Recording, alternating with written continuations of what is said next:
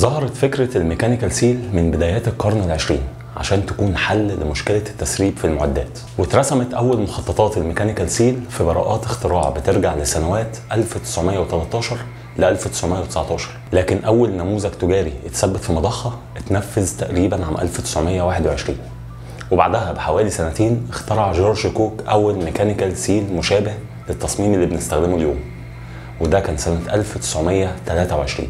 واتعرف التصميم ده وقتها باسم كوك سيل واستخدموه في ضوابط التبريد. بعد كده متطلبات منع التسريب في الصناعة ارتفعت، وبقى الاتجاه انهم يستبدلوا الحشو التقليدي جلاند باكينج بالميكانيكال سيل تدريجيا، خصوصا ان الجلاند باكينج التقليدي بيسبب وبيحتاج لتسريب دائم وبيحتاج كمان لضبط متكرر، في حين ان الميكانيكال سيل بيقدم لك احكام مغلق يقلل التسريب والاحتكاك والتآكل، وبيخفض تكاليف الصيانة على المدى الطويل، طبعا لو اتركب واشتغل صح. المهم مع مرور الوقت وتطور عملية التصنيع ظهرت تصاميم حديثة كتيرة للميكانيكال سيل بتلبي مختلف شروط التشغيل، وبقى الميكانيكال سيل الحل المفضل لأغلب الشركات المصنعة للمضخات. قبل ما نتكلم عن أنواع الميكانيكال سيل عايزين نعرف مكوناته الرئيسية ودور كل مكون فيهم. في الصورة اللي قدامنا شكل توضيحي لميكانيكال سيل. عندنا فيه وشين أو وجهين للميكانيكال سيل يعتبروا الجزئين الرئيسيين، وجه ثابت ووجه متحرك. السوسته او الزنبرك او السبرينج بتضغط باستمرار على وجهين الميكانيكال سيل الثابت والدوار، بتضغط عليهم باستمرار عشان تضمن ان الاسطح يكونوا متلامسين تماما، وبالتالي ما يحصلش تسريب للسائل.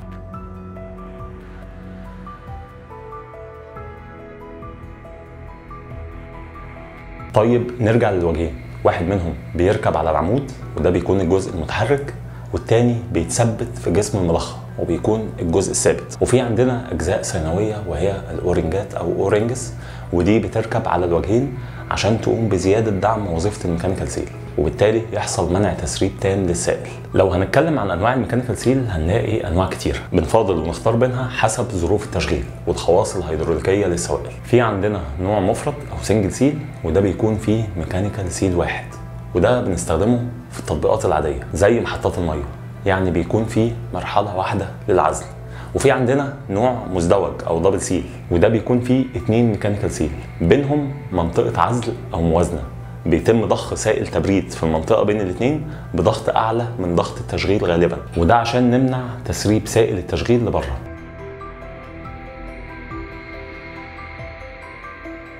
طيب هو احنا امتى بنستخدم الميكانيكال سيل المزدوج؟ لو السائل جوه المضخه سام وتسريبه هيشكل خطوره فلازم نستخدم ميكانيكال سيل مزدوج، ولو السائل غالي زي البترول مثلا وتسريبه هيكون مكلف فلازم برضو نستخدم دبل سيل. طيب نكمل مع انواع الميكانيكال سيل. في تصنيفات فرعيه زي ميكانيكال سيل متوازن وغير متوازن، والنوع بوشر ونون بوشر. وبما اننا في الفيديو ده ما دخلناش في تفاصيل فنيه كتيره فهسيب في الديسكريبشن لينك بوست على لينكد ان كنت شرحت فيه من فتره الفرق بين الانواع دي باختصار. بس قبل ما نسيب انواع الميكانيكال سيل في نوع مهم عايزين ندردش عنه شويه، وهو الكارتريدج ميكانيكال سيل.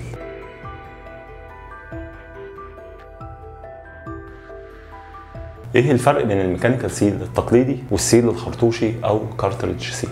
في السيل التقليدي المكونات بتكون مفصوله وبعدين بتتجمع وقت التركيب، ولازم حد متخصص وفاهم يركبها في الموقع. اما الكارتريدج ميكانيكال سيل بيكون بالفعل متجمع في وحده او خرطوشه واحده وتقدر تركبه بسهوله ومن غير ادوات كمان، يعني بيكون وحده واحده مجمعه من المصنع. ده غير انه اسهل في الصيانه لانك ببساطه بتستبدل جزء على بعضه جاهز بجزء تاني جاهز بالفعل. طبعا من ناحيه التكلفه الميكانيكال سيل العادي سعره اقل، الكارتريدج سيل سعره ممكن يوصل ضعف سعر السيل العادي واحيانا 3 اضعاف، لكن في المقابل بيقلل وقت الصيانه والاعطال على المدى البعيد. طيب احنا اتكلمنا في كذا جزئيه من الفيديو ده عن الجلاند باكينج، فعايزين نعرف ايه الفرق بين الميكانيكال سيل عموما والجلاند باكينج، او نقول السؤال بطريقه ثانيه، ليه الميكانيكال سيل افضل من الجلاند باكينج؟ ده شكل الباكينج اللي بيستخدم في حبس المضخات. زي ما انت شايف بيكون عباره عن ضفيره، ولازم الحشوه او الباكينج او الضفيره دي تكون مضغوطه باحكام على العمود عشان تقلل التسريب. وضغط الباكينج باحكام على العمود بيؤدي لحاجتين اسوأ من بعض.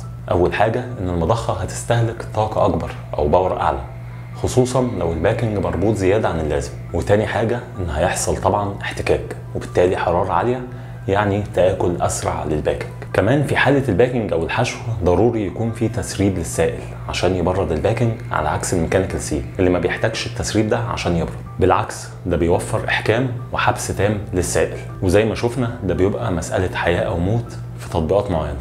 بس كده، ده كان كلامنا النهارده عن الميكانيكال سيل اللي بدأ كفكرة بسيطة اسمها كوك سيل، واتطور مع الوقت من النوع المفرد للمزدوج، ومن شكل تقليدي بسيط لحد ما وصل للكارتريدج سيل، وما بقاش مجرد بديل للحشو التقليدي.